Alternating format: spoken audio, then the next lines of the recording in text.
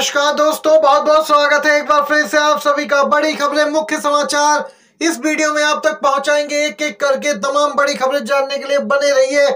वहीं दोस्तों, अगर आप लोग भी मानते हैं कि 24 के आम चुनाव में इंडिया गठबंधन जीत सकता है तो एक लाइक वीडियो को जरूर कीजिएगा। कमेंट बॉक्स में जरूर लिखिएगा बी सपोर्ट इंडिया। बड़ी खबर आ रही है, रिपोर्ट में हुआ है बड़ा खुलासा। एक के बाद एक अंतरराष्ट्रीय रिपोर्ट सामने निकल के आ रही है जिसमें बड़े खुलासे हो रहे हैं।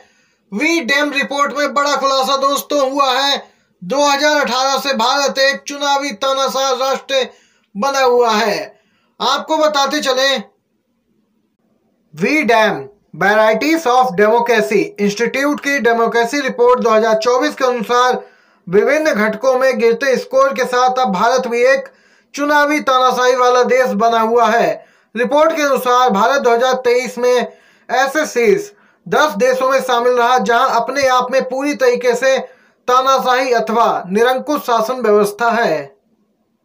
रिपोर्ट में आगे कहा गया है कि भारत 2018 से ही चुनावी तानाशाही में नीचे चला गया और 2023 के अंत तक भी इसी श्रेणी में बना हुआ है। आपको बताते चलें, इस समूह में 10 में से 8 देश निरंकुशता की शुरुआत से पहले लोकतांत्रिक थे। उन 8 में से 6 देश Comoros, Hungary, Bharat, Mauritius, Serbia आदि हैं जिनमें लोकतंत्र खत्म हो गया है। इसमें कहा गया है कि भारत में अभिव्यक्ति की आजादी में यहाँ पे गिरावट आई है, मीडिया की स्वतंत्रता से समझौता हुआ है, सोशल मीडिया पर कार्रवाई, सरकार की आलोचना करने वाले पत्रकारों का उत्पीड़न, साथ ही नागरिक समाज पर हमले और विपक्ष को डराना धमकाना शामिल है। यहाँ पे दोस्तों ये अपडेट निकल के आई है। आप लोग भी इस खबर से सहमत है या नहीं तो जरूर बताइए अपनी राय। अगली खबर की ओर बढ़ते हैं। बिग ब्रेकिंग न्यूज, बीएसपी नहीं होगी शामिल इंडिया गठबंधन में। सभी यहाँ पे खबरों का खंडन किया है पूर्व सीएम मायावती ने। ब्रेकिंग न्यूज में बताते चले, बीएसपी देश में लोकसभा का आम चुनाव अकेले अपने बलबूते पर पूरी तैयारी और दम लगाकर लड़ेगी। बहुजन समाज के हित में बीएसपी का अकेले चुनाव लड़ने का फैसला अटल है।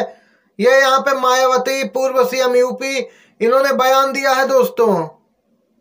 वहीं दोस्तों आपको बताते चलें, उत्तर प्रदेश में जनता यहाँ पे खासी उम्मीद कर रही थी कि मायावती बीजेपी को मुंहतोड़ जवाब देंगी, लेकिन देख सकते हैं एक तरीके से कहें तो बीएसपी के वोट बैंक को भाजपा ने छिन्न भिन्न कर दिया है।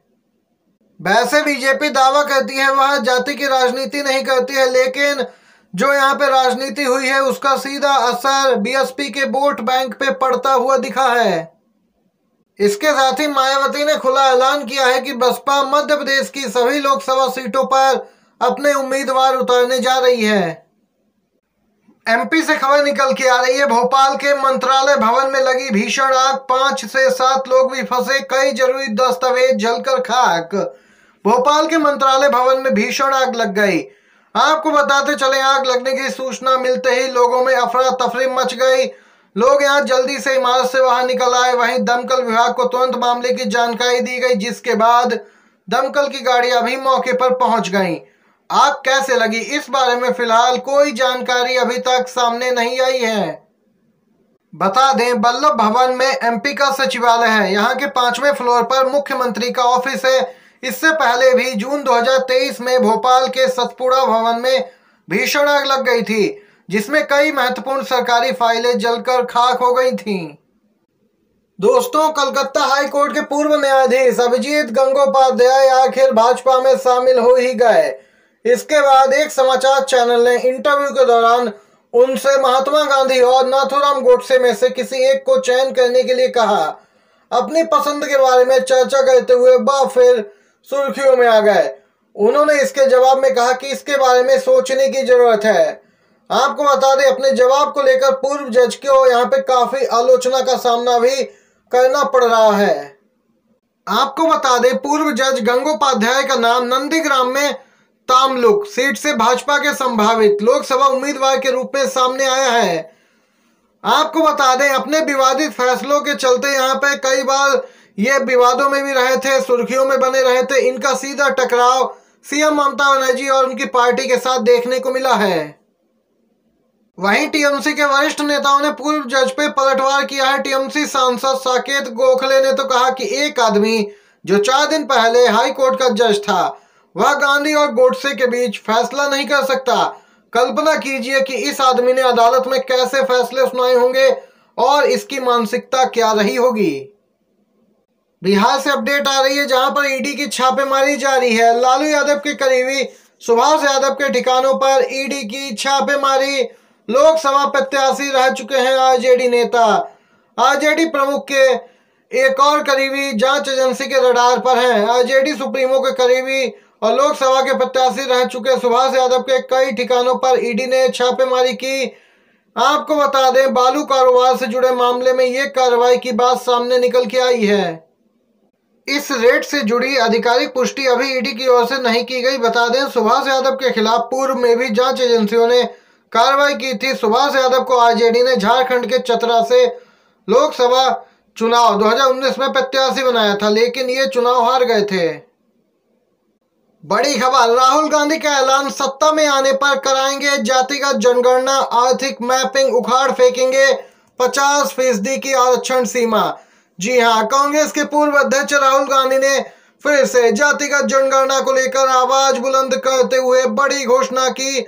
उन्होंने आश्वस्त किया कि अगर उनकी पार्टी की सरकार केंद्र में आई तो वह जातिगत जनगणना कराएंगे। उन्होंने बिहार की मिसाल देते हुए यह समझाने की कोशिश की कि आखिर क्यों देश की गरीब जनता के लिए जातिगत जनगणना जरूरी है।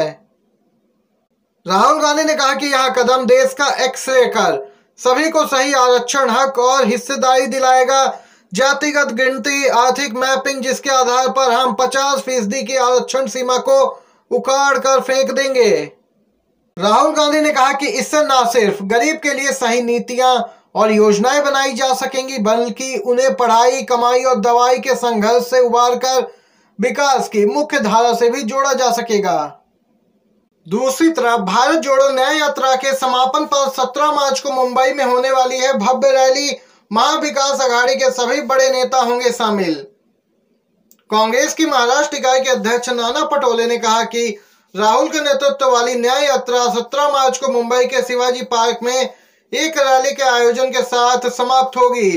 इस रैली में पार्टी आगामी लोकसभा चुनाव के लिए बिगुल फूकेगी।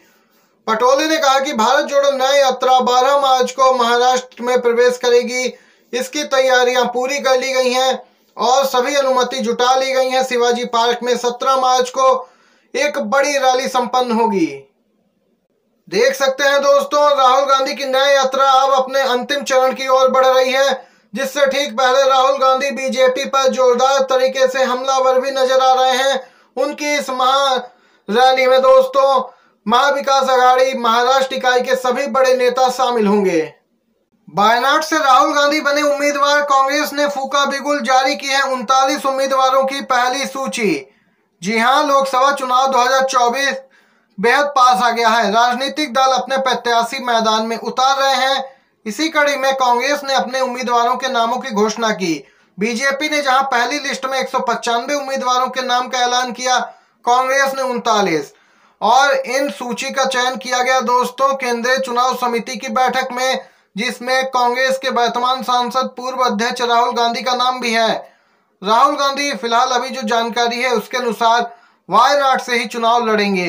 वहीं छत्तीसगढ़ के पूर्व सीएम को भी इस बार उम्मीदवार बनाया गया है।